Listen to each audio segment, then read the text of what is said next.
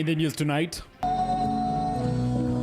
First Lady Janet Museveni urges religious leaders to instill values of discipline in schools.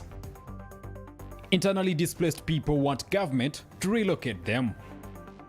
Also tonight, the story of Dennis Kambugu, a musician, policeman, and entrepreneur. No, they respond. Kip Career and Croft, and Kip Limo takes it.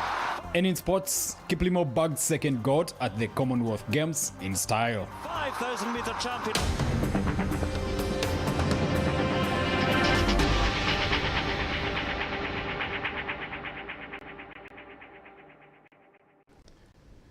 Good evening. Thanks for joining us. It is the 7th day and also the end of the first week of August 2022. I'm Kalachi Brian with Isaac Richams on Sign Language. This is PM Edition on CTV. Starting us off, Minister for Education and Sports and First Lady Janet Kataha Museveni has urged members of the clergy to continue spreading the gospel in schools to help end indiscipline, which has become rampant in the education institutions. The First Lady made these remarks at the special prayers held at Makere Rugby Grounds to celebrate 50 years of evangelism. In 1972, the African Evangelistic Enterprise made its way to Uganda to preach the gospel of Jesus Christ under the leadership of the late Bishop Festo Chivenjere. To celebrate 50 years of evangelism in Uganda, hundreds of people today gathered at Makere University Rugby Grounds at an event that brought together several government dignitaries led by the First Lady and Minister for Education and Sports Janet Museveni and several other religious leaders. In her speech, the First Lady Janet Museveni urged religious leaders to preach the gospel in schools to help nurture discipline among students. My brothers and sisters in the Lord, I am bringing to your attention this major challenge of our time as elders and leaders, by God's grace, of our homeland.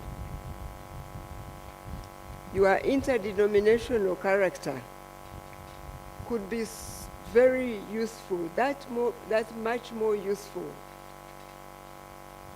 to the education sector in this country. She also commended the role played by Bishop Festo Chivenjere in the evangelism and liberation of Uganda.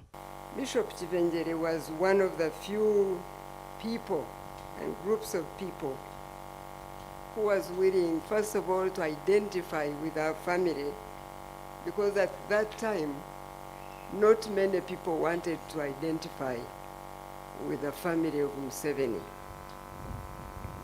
But he was the one of the few people. The Pioneer Praise Team Choir from St. Francis Chapel Makere University was there to sing songs of praise. Today's sermon was delivered by former Archbishop of the Church of Uganda, Right Reverend Henry Luke Orombi. He urged Ugandans to help those in need. I want you to listen to the cry of the young people. Young people are asking for how to succeed in life. Young people are looking towards a generation. They should turn around and look to them as well. You know, when you see them with a queer hairstyle, queer dressing code, queer walk of life, they're only saying to you, are you not looking at us? Can't you even see who we are? Other people in the congregation, including Hopa Chiro, Dr. Ruhakana Rugunda, and Minister David Bahati, had something to say about the late Bishop Festo Chivenjere.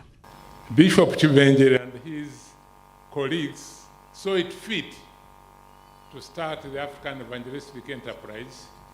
They did so at a time and hour of need. This was 1972, and Idi Amin had just taken over the reins of power. I have no doubt in my mind that that I wouldn't be where I am today if it had not been because of the works of Bishop Festo Chivenjere. Other religious leaders in attendance have prayed for peace in the nation. Sohail Mugabe, CTV, PM Edition. And the Holy Spirit. Well, in less than 3 days, Kenya will go to polls to elect their 50th president in a close election between former Prime Minister Raila Odinga and Deputy Vice President William Ruto. Because of the closeness of the election, there is strong worry that the scenes of violence which occurred in 2007 and 2008 that resulted in the deaths of over 1,000 Kenyans may reoccur. We have more. In 2007, violence broke out in many parts of Kenya after the Independent Electoral and Boundaries Commission announced Mwai Kibaki has the win of the close election against arch-rival Raila Odinga. The scenes, which left over 1,000 people, left a dark mark on the country that was known for peace. Years later, the people who were allegedly accused of being behind the violent scenes are the frontrunners in the elections, William Ruto and Raila Odinga. And I will shake their hand if I don't. And I will do it because I love Kenya more than I love Raila Amolo Odinga. Ahead of Kenya election, we caught up with veteran journalist Busulu Martin Sereko, the only Ugandan journalist who covered the Kenyan election and the post-election violence. Busulu, who was then working with WBS television, vividly remembers what happened and what he encountered. And I was the only Ugandan journalist who covered the 2007 general elections of Kenya, where Mwai was campaigning against Raila. It became chaotic later on, but first the campaigns were peaceful and we all expected a peaceful election at the end of the day. But the counting and tallying took about 3 days, and His Excellency Mwai, the late His Excellency Mwai, was announced on the third day at around 7:30. By 8:30, a few guests had already been invited in the State House for the swearing in to take place. During the 2007 elections, the Independent Electoral and Boundaries Commission IEBC of Kenya delayed to announce the winner, and when they did after a while, they declared Mwai Kibaki, which annoyed his rival, Raila Odinga and William Ruto. According to Busulu, the riot then erupted in Kenya because many were doubting the result. Kenyans should know, and all those that are in this campaign should know that there should be one winner. And then the Kenyans should also know that there should be one winner. But my appeal is to the IEBC, the Independent Elections and Boundaries Commission, to be transparent. In that way, they will avoid whatever happened in 2007.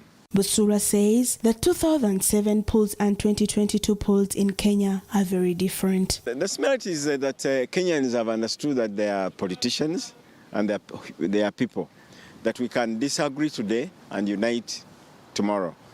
Just like I told you, President Uhuru then was with Her Excellency Martha Karua, campaigning for the late His Excellency Mwai Kibaki. Raila was with Ruto. But along the way, they have changed. Now Martha, Raila and Uhuru are campaigning on one side. And Ruto, who was with Raila then, is campaigning on the other side against Raila and this group. So what does that mean? It means that these people have exhibited that it is politics. Although many expect what happened in 2007 to happen again, Busulu believes the incident will not take place.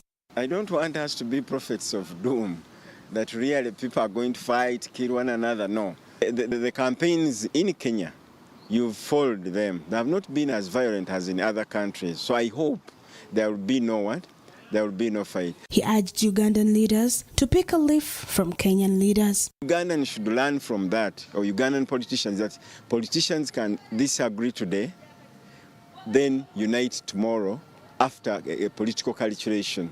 You've seen Mao join the NRM. Others should do what? Should emulate that. But in a bigger way. You don't be enemies forever in politics. Raila Odinga is from Azimio la Umoja Party, face off with William Ruto from the Kenya Kwanza Party and Professor George Wajakoyo of Roots Party of Kenya in an election like no other. Sarah Nakandi for CTV Premier Edition. National Resistance Movement NRM party bigwigs have pitched camp in Kasese ahead of the 18th August 2021 Busongora County South parliamentary by-elections. The seat fell vacant after the Court of Appeal nullified Gideon Thembo Mujungu's election, citing some irregularities in the January 14th, 2021 general elections. We have more. National Resistance Movement party officials, led by Secretary General Richard Todong and NRM Vice Chairman, Western Region, Dr. Chris Waliomonsi, are currently in Kasese to campaign for the NRM party flag bearer, Gideon Thembo Mujungu, in the Bushongola County parliamentary by-election. The party leaders who are in Kasese convened Muhocha Primary School playground where the Minister for ICT and National Guidance, the NRM Vice Chairperson Western Region, Dr. Chris Waliomonsi, urged the entire electorate to go on ground and mobilize support for the NRM flag bearer to reclaim his seat. And we have commissioned the campaign of our candidate, our flag bearer, Honorable Mujungu Thembo, who is going to be nominated next week on Tuesday, and we are going to work hard to make sure that he wins with a resounding victory.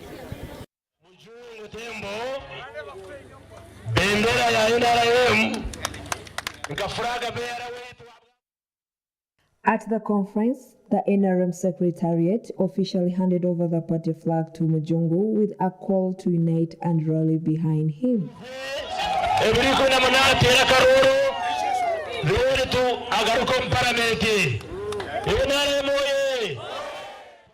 We don't have much time, and because we don't have much time, immediately after nomination, we are going to embark on campaign.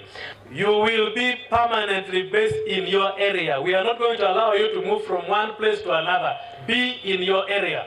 Look for the votes there. But the area leaders told the NRM leaders that the area still lags behind in terms of education and other services. Up to now, we don't have any secondary school aided by the government. During presidential campaigns, 2016, His Excellency the President of Uganda pledged to elevate Mohocha Health Center 3 to Health Center 4. Yes, there are issues being raised by the people here, issues to do with the services. They are asking for Health Center 4 in the lower lands here. There are issues of land, conflicts, the national park, conflicts with the people. The people of Karusandara want titles, and all those are being addressed or will be addressed. Even the pledges which were made earlier by government, those will be sorted out. The NRM Secretary General Richard Todong has implored party members to play politics of unity. So as you go to campaign, concentrate on matters that unite the people. Learn to resolve conflicts among yourselves. Stop hating one another.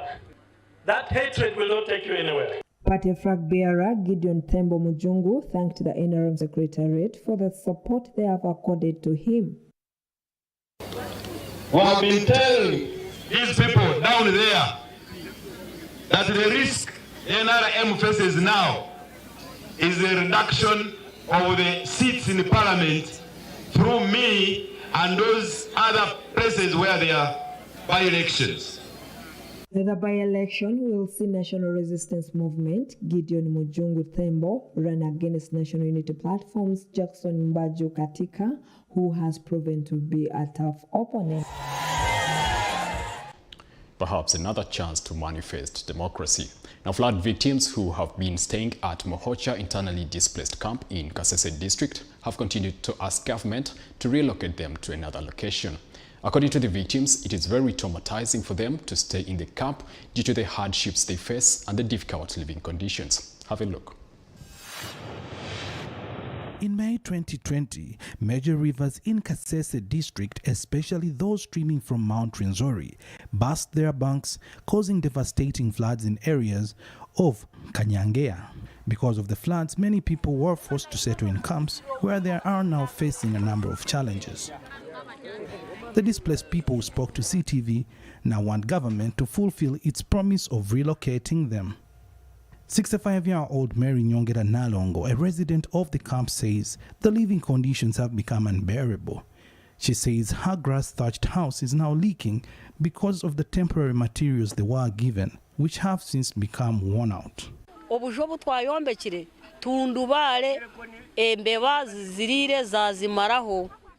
Rats have destroyed our tent. We are also worried about floods which might sweep us.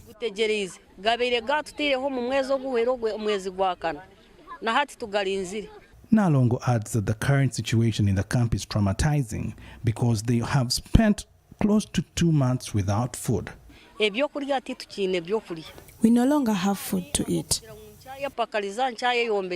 The camp leader Rehma Ariema is now wondering why government has decided to neglect them. Ariema says the residents of the camp want to meet the president to explain to him the situation.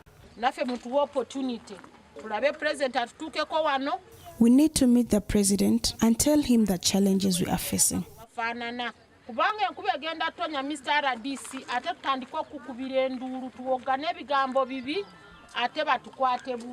Kasese Deputy Resident District Commissioner in charge of Bukonzo County, Lieutenant Mate Magwara, is optimistic that government will soon run to the aid of the affected people.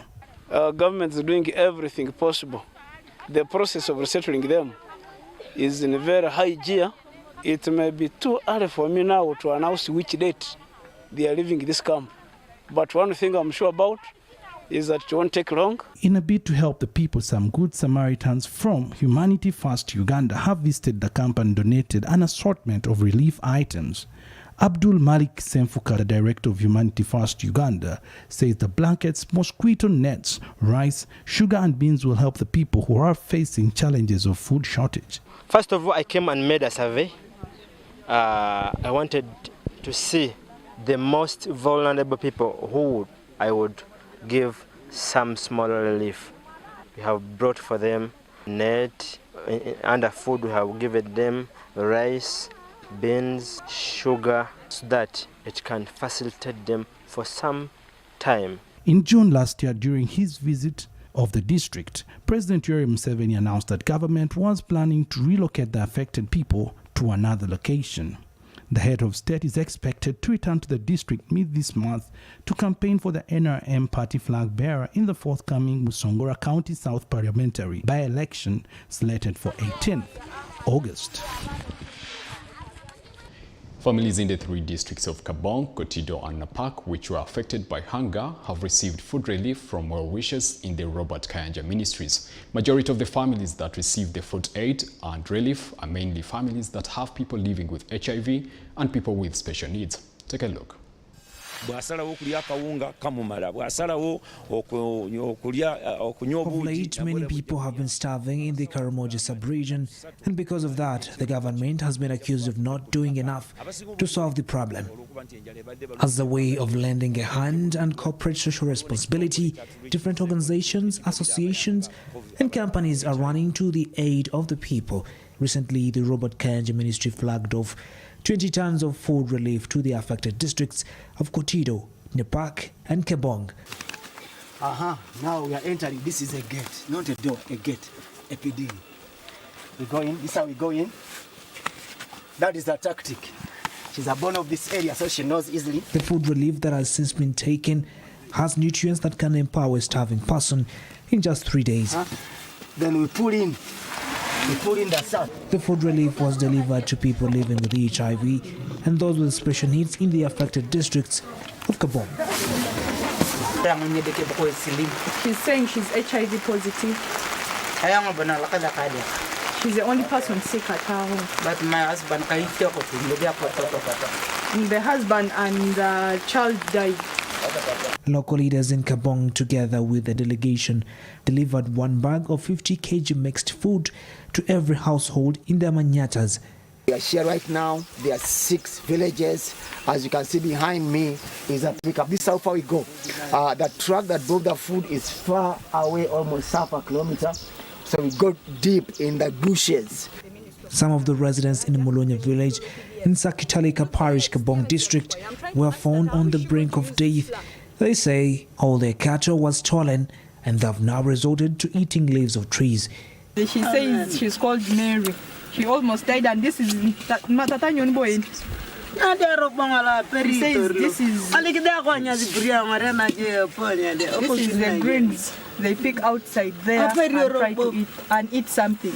The 50 kilogram of food would support 7 people for at least 3 weeks. For the flour that they have brought for us, we see the children are picking even when the residuals were here. The most affected districts in Karamoja region include Kotido, with more than 10,000 people starving, Napak with more than 80,000, and Kabong with more than 70,000. Tafi, Mokele Baluku and Chris Samalemu Semakula for CTV Pim Edition. More help is needed to reach out to those people as well. But after the break, don't miss a story of a policeman who serves his country, runs a business, and still gets time to use his talent. Don't blink.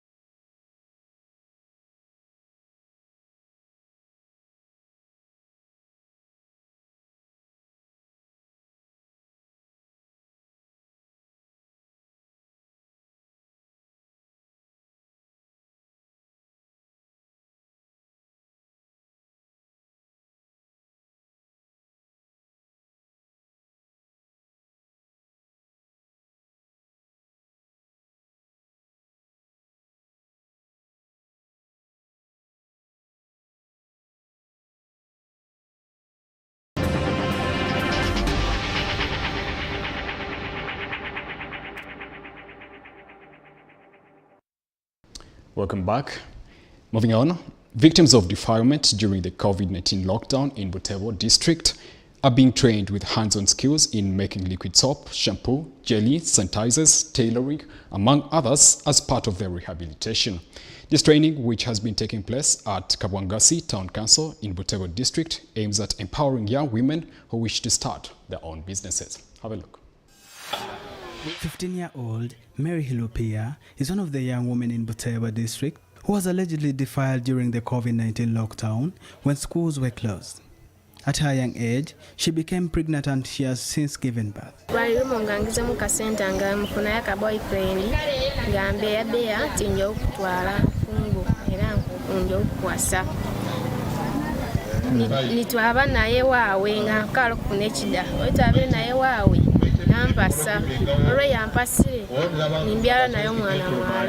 She was later abandoned by the man who got her pregnant, and she had to hustle day and night for something to eat. Hilopia has since gone back to living with her parents. Mary Hilopia is not the only girl who has fallen prey to the predators in Butevo district. Many girls below the age of 18 have been defiled, and when the men are arrested, they are often ordered to pay a fine by the parents. When I was 14, I dropped out of school because of the COVID-19 pandemic. I was in primary 6. I was abandoned by a man who fled to Nakasongola. Hajat Janat Nakoli, the mayor of Kabwangasi Town Council in Butevo district, says they still face challenges of reporting cases to the police. Poverty have led to denial of justice. Parents are being given handouts.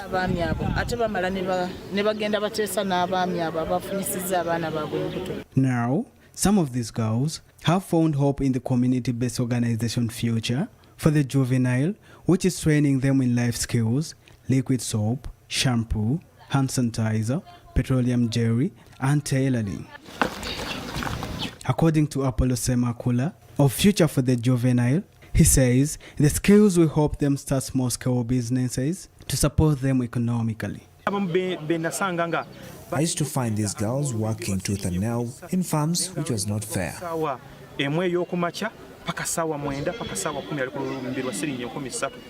According to the United Nations Population Fund, Uganda had 17% spike of adolescent pregnancies at the onset of COVID-19 related lockdown in March 2020 and June 2021. Tony Patila Humza, CTV, PM edition. Now in our news tonight, we bring you the compelling story of Dennis Kambugu, a police officer, musician and entrepreneur. Kambugu officer is remembered for having survived a terrible accident when he fell off a police vehicle that was speeding. He shares with us what he loves the most. In 2021, this policeman almost lost his life when he fell off a speeding vehicle that was transporting suspects to Central Police Station in Kampala. This incident took place as police arrested two nationality platform councillors, Moses and Farida Nakabugo, who were protesting against the continued closure of the old tax park. Several years down the road, we managed to catch up with Officer Dennis Kambugu, who also has a passion for music. Officer Kambugu says he decided to join police in 2006 in Sagu village located in Wakiso district due to the high rate of crime in his village. Kambugu then went for training in Masindi. And 2007, during the year in which Uganda hosted the Commonwealth Heads of Government meeting CHOGM, he completed his course and joined the police as a member of the Field Force Unit attached to the Kampala Central Police Station. Bali mu kuwandika poliisi ate kigenda kutuyambako ku kyalo kino ekyaffe ababbi baki bangi katutwaleyo abaana nga mmwe.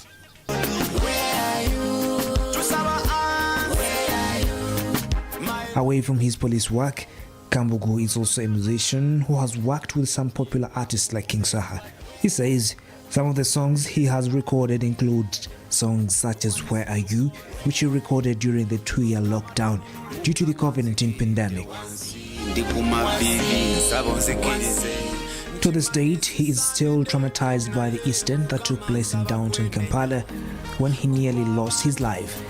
Omuntu alabika bwafa aba awonye oba ebizibu ki kubanga nze gye nnali nalaba natuuka mu nsi gye nnalimu nga ensi ntangaavu bulungi mulimu ekintu ekiringa olufu. Away from his passion of music and police work, he often removes the uniform to do other jobs. In his village of Nsagu in Wakiso, he does bricklaying, goat rearing. He loves doing other income-generating activities, especially during his free time. You enter. Safi, Moki Lebeleko and Chris, Semalemo Semakula for CTV, PM edition. You will go. Very interesting. Now, away from Uganda, Cote d'Ivoire President Alassane Ouattara has pardoned former President Laurent Gbagbo and two of his closest associates. In Rwanda, victims of the National Liberation Front have penned a letter to the U.S. Secretary of State, Antony Blinken, ahead of his visit this month. They demand their voices be heard in the Paul-Rusesabagina talks. The details.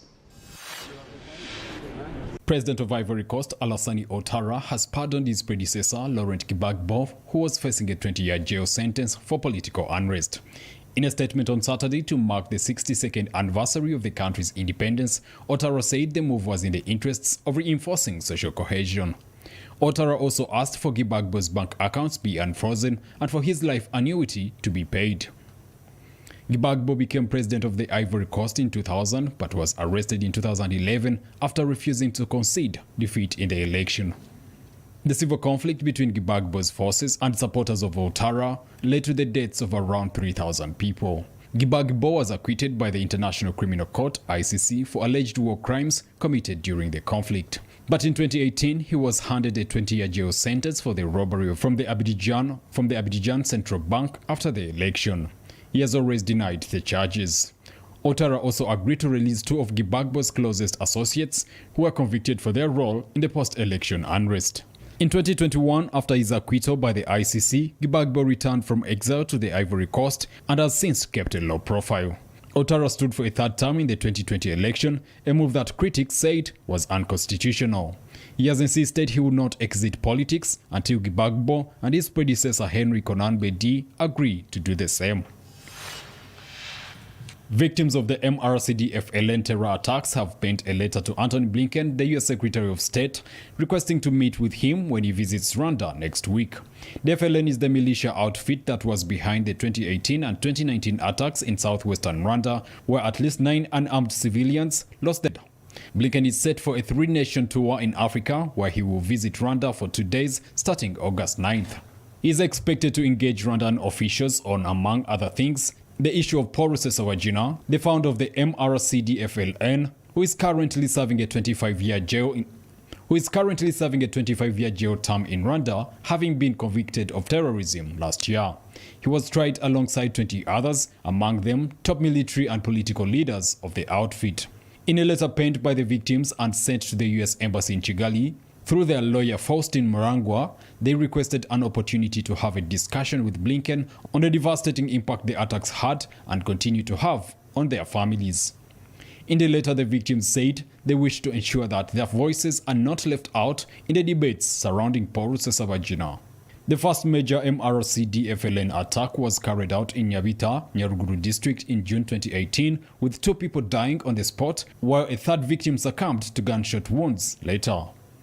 The second attack targeted public transport, with the assailants ambushing at least 3 buses on the Kigali-Rusizi road, killing at least 6 passengers in Nyungwe forest at Shitabi, Nyamagabe district, just a few days before the Christmas of 2018. Other attacks took place in Rusizi district in 2019, injuring people with grenades and gunshots. In the letter, victims said they noted with great alarm that there have been numerous calls from US government officials for the immediate release of Paul Rusesabagina on humanitarian grounds. The victims said they welcomed the process that saw Paul Rusesabagina and his co-perpetrators answer for their crimes in a court of law, noting that most of the perpetrators, including Rusesabagina himself, admitted to founding the organization that was behind the 2018-2019 atrocities. The letter also includes a list of victims of the MRCD-FLN attacks.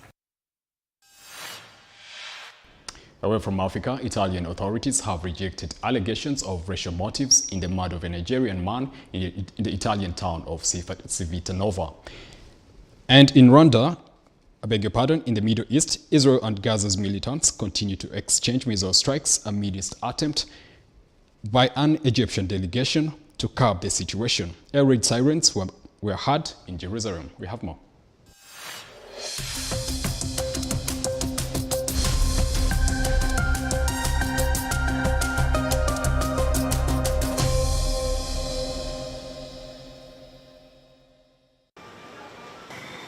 Protests broke out in the affluent Italian town of Civitanova Marche after a Nigerian immigrant was beaten to death in full view of the public with no one helping him. Alika Ogochukwa's widow, Charity Oriaki, has seen a video of the attack which has been widely circulated. Police arrested the suspect but immediately ruled out a racial motive for the attack on Alika, who was a local street vendor with a history of mental illness. Charity Oriaki says, "I was there. I saw those people wearing white clothes. Normally, if I saw them in the news on television, they are carrying dead people. I saw this report. They are carrying dead people. Where is my husband?" Black Italians are now demanding the authorities recognize the role race played in what happened to Ogochukwu. But locals have been internationally condemned for not intervening. Fabiana Asomi from Milan says the fact no one tried to stop the attack is the most shocking element. Beyond the extreme action of a person that maybe wasn't in full possession of his mental abilities, which is something the prosecutors will investigate, the most shocking aspect is the total absence of an intervention by the people watching and doing nothing, she says. The Nigerian government has condemned Ogochukwu's death, and the country's Foreign Affairs Ministry urged Italian authorities to bring the perpetrator of the heinous act to book without delay. Israel and Gaza militants continue to exchange missile attacks for the second consecutive day on Saturday after Israel airstrikes killed at least 31 people, including the leader of a Palestinian Islamic Jihad group, and injured 265 others. The second round of flare-up claimed at least 80 lives, including 6 children near Jabalia refugee camp, the Palestinian authorities said on Sunday, while pinning the blame on Israeli forces for the deaths. The Israeli military, however, denied that it was responsible, saying the explosion was caused by a failed Islamic Jihad rocket launch, about a third of which have failed to clear the boundaries of the enclave. There were no significant injuries reported from the rocket fire targeting Israel, according to officials, as thousands of residents of southern and central Israel have been sheltered in safe rooms or community air raid bunkers. There are reports of civilians suffering minor injuries while running for cover, and two IDF soldiers suffering shrapnel wounds. Multiple bushfires were also reported in areas where the rockets fell. There seems to be no sign of exhaustion as Israel continued to pound Gaza Strip and the militants retaliating against the airstrikes since Saturday, while the Israeli military says it is targeting weapons depots hidden in residential areas and destroying a number of houses. Islamic Jihad has been firing rockets on Israel's commercial hub, Tel Aviv. According to the Israeli military, militants fired more than 449 rockets towards Israel in retaliation overnight and through Saturday. The Israeli military said that its Iron Dome air defense network has intercepted about 95% of the rockets, with 81 of the launches falling short and landing in Gaza. Meanwhile, Egypt has been engaging in intensive talks to mitigate the situation. On Saturday, an Egyptian intelligence delegation headed by Major General Ahmed Abdel Khalik arrived in Israel and later would be traveling to Gaza for talks. The delegation was hoping to broker a dead ceasefire in order to carry out the talks.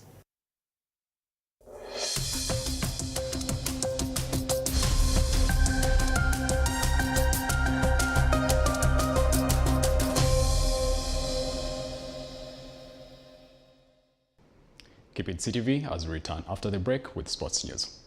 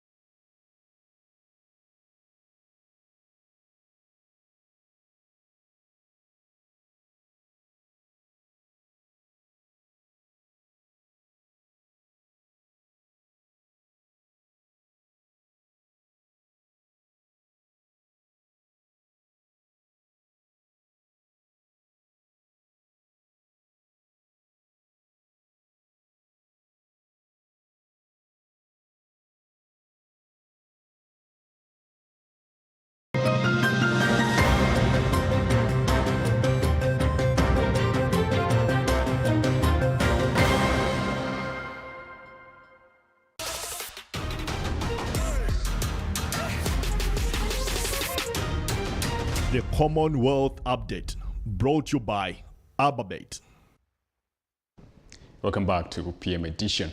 Now, as all the Commonwealth Games will come to an end tomorrow right now, we're joined by our reporter Clive Cheze, who is in Birmingham. Clive, we understand this. We still have Winnie Nanyondo, Stella Chesang, and Sarah Chelangat. Should we expect more medals? Let me start with the bad news by telling you that unfortunately, Winnie Nanyon has not been able to get herself into the medal brackets. Just a few minutes ago, she was racing in the 1,500 meters, and she did come sixth in that race, managing a time of 4 minutes, 5.68 seconds in a race that was won by Jessica Pearl from Australia. So Winnie Nanyon was one of the three Ugandans who are going out there to run for medals. It didn't go according to plan as she fails to get to the podium in the 1,500 meters. But all hope is not lost for Uganda, because in a few minutes from now, that should be exactly 8 minutes from now, Stella Chisang and Sarah Chelangata will be competing in the 5,000 meters final. That's for the ladies. Of course, Stella Chisang that comes into that one with a time of 15 minutes and then 0.72 seconds as her personal best. She's yet to run the season, so this will be her first race, the 5,000 meters this season. Well, on the other hand, you have Sarah Chelangata coming in with a time of 15 minutes, 0.61 seconds as a personal best, yet her season best is actually 15 minutes, 37.68 seconds. They will need to better that time, or they will need to lower those times if they are to get into the medal bracket. So both of them can do it, or even one of them can do it. But if they fail to do it, that will mean that Uganda probably performs slightly lower than what we were able to achieve 5 years ago in Gold Coast, where we won. It was actually 6 medals. 3 of those were gold. We've been able to match the gold with Jacob Kiplimo winning that double in the 10,000 meters and 5,000 meters. Yesterday, won the 5,000 meters. Then you also have Victor Chiplangata, who won the gold in the marathon. The first for Uganda at the Commonwealth Games, together with the bronzes of Peru Kachemtai in the 3,000 meters steeplechase, and the first female boxer to compete at the games and walk away with the medal. So that is how Uganda is performing so far. We are waiting to see if Chelangat and Chesang can actually get us to 6 to equal that record of 4 years ago, or even take us to 7 to break that performance of 4 years ago. Clive? Yes, Brad. One more question. I understand I've been told by someone that you're a Manchester United fan. Did you by any chance pass by Old Trafford? No, first of all, that is a lie. I'm not a Manchester United fan. I'm KCCA for life as my Twitter handle. But one of our colleagues here, Mark Namanya, actually missed athletics today together with Mark Sally, veterans of this field, because they were traveling to Old Trafford. And I must tell you that long trip from Manchester back to Birmingham must be long for them because of the result at Old Trafford earlier today. Oh, thank you very much, Clive. You're welcome.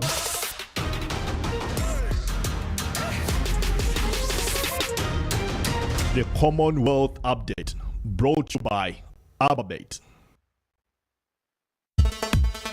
Now, as the 2022 Commonwealth